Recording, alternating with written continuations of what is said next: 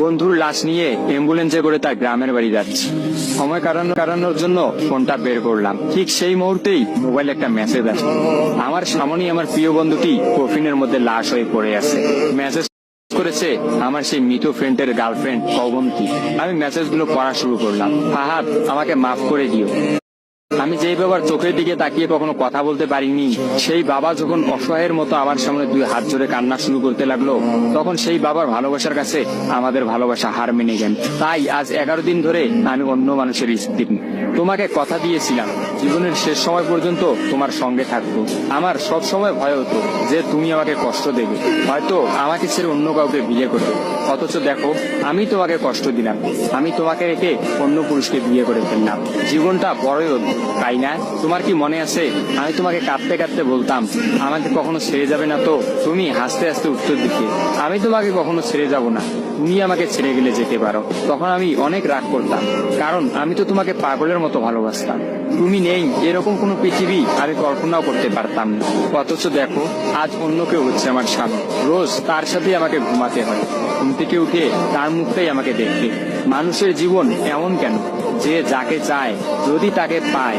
প্রকৃতি তাতে কি এমন আসে যায়? কেনই বা প্রকৃতি তাদেরকে কাঁদায়? হুট করেই সবকিছু হয়ে গেছিল, তাই আমি ইচ্ছে করেই তোমার সাথে যোগাযোগ বন্ধ করতেই আমার নাম্বারটা বন্ধ করলাম। বিয়ের দিন ভাইয়ের ফোন হাতে নিয়ে আমার ফেসবুক আইডিটাও ডিলিট করে দিলাম। তুমি অনেক কষ্ট পেয়েছো আমি জানি, যার সঙ্গে সারা জীবন কাটাবো ভেবেছিলাম তাকেই শেষমেশ কষ্ট দিলাম।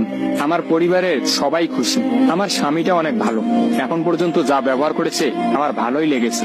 তবে ভবিষ্যতে কি হবে জানি না। তোমার কি আমার সেই প্রথম দেখা হওয়ার কথা মনে আছে? তবে সেটাই যে প্রথম দেখার, সেটাই যে শেষ দেখা হবে, এটা কখনোই ভাবতে পারি। আসলে মানুষের চিন্তার বাইরে যে কত কিছুই ঘটে, তাই না? সেদিন আমি তোমার সাথে 3 ঘন্টা ছিলাম, কিন্তু সেই 3 ঘন্টায় কেউ কাউকে স্পর্শও করিনি। কিন্তু তুমি যখন আমাকে তোমার রিক্সায় তুলে নিতে তোমার হাতটা বাড়িয়ে দিলে, তখন আমি তোমার হাতটা প্রথম স্পর্শ করেছিলাম। বিশ্বাস করো, সেদিন আমার কিছুতেই তোমার হাতটা ছাড়তে ইচ্ছা করছিল না। তোমার ঘরে আমার জন্য কিনে রাখা শাড়িগুলো নিশ্চয়ই এখনো আছে। আচ্ছা, আমি তো এখন আর তোমার নই, ওই শাড়িগুলোকে আমি পাবো? তোমার তো যখনই কোনো শাড়ি পছন্দ হতো তুমি কিনে রেখে দিতে, আমি বলতাম বিয়ের পর সবগুলো একসঙ্গে নেব। দেখো, আজ আমি বিবাহিত, কিন্তু আমার স্বামী তুমি নও। আমি এমনটা কখনোই চাইনি। নিজের পছন্দের একটা মেয়েকে বিয়ে করে নিয়ে তারপরে শাড়িগুলো তাকে দিয়ে দিই।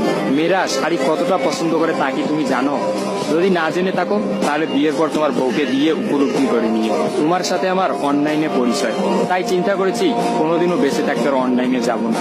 আমার নাম্বারটাও বন্ধ করে দিয়েছি। আজকের পর থেকে আমাদের আর কোনোদিন কথা হবে না। তোমার কাছে একটা অনুরোধ, যদি চলার পথে আমাদের কোনোদিন দেখা হয়ে যায় তাহলে প্লিজ তুমি অচেনা হয়ে চলে দিও। নিজের যত্ন নিও আর জীবনটা গুছিয়ে নিও। জীবন তো একটাই, ভালো থেকো। কিন্তু আমি ভালো নেই, ইতি তোমার ওই অবন্তী। সবগুলো মেসেজ একত্রে পড়লাম। আমার সামনে চিরনিদ্রায় শুয়ে আছে ফাহাদ। অবন্তী পরপর 5 দিন অনলাইনে আসেনি এবং ফাহাদের সাথে কোনো যোগাযোগ করেনি। তখন এক রাতে অফিস থেকে ফিরে ফাহাদ রাগ করে তার ফোনটা আসার গিয়ে ভেঙে ফেলে। ভাঙা মোবাইল আর ঠিক করা হলো না। ফাহাদ তার সিমটা আমার ফোনে ইনস্টল করে। জরুরি কোনো কল এলেই একমাত্র ফাহাদকে দিতাম। আর ফাহাদ রাগ করে বলল, যতদিন না পর্যন্ত অবন্তী আমাকে SMS করে ততদিন পর্যন্ত আমি আর নতুন ফোন কিনবো না। মোবাইল ভাঙার 2 দিন পরেই ফাহাদের প্রচন্ড জ্বর আসে। একদিনের মধ্যেই ফাহাদকে হাসপাতালের মধ্যে ভর্তি করলাম। ডাক্তার পরীক্ষা নিরীক্ষা করে বলল ফাহাদের ডেঙ্গু জ্বর হয়েছে। তবে চিন্তার কোনো কারণ নেই, ডাক্তারের কথা বিশ্বাস করেছিলাম।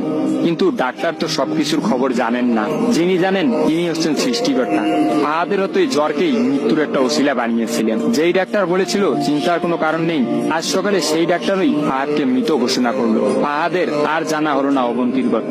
আমিও অনেক ভেবে সিদ্ধান্ত নিলাম অবন্তীকে আর ফাহাদের মৃত্যুর খবরটা জানাবো না। অবন্তী যদি সত্যি অনলাইনে না আসে আর সেই পুরোনো সিমটা ইউজ না করে, তাহলে সে ফাহাদের মৃত্যুর খবর কখনোই জানতে পারবে না। কি বা লাভ এই সত্য সংসার জীবন শুরু করা মেয়েটাকে কষ্ট দিয়ে?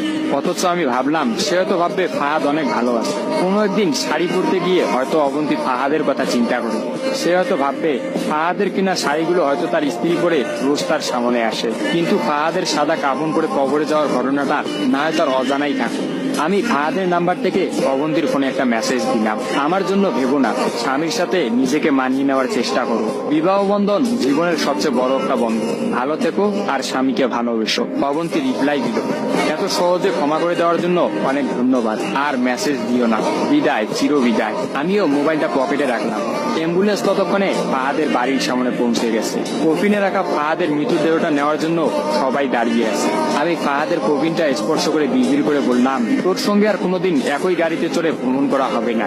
আজ তোর আর আমার একসঙ্গে ভ্রমণের শেষ দিন। বিদায় বন্ধু, চির বিদায়।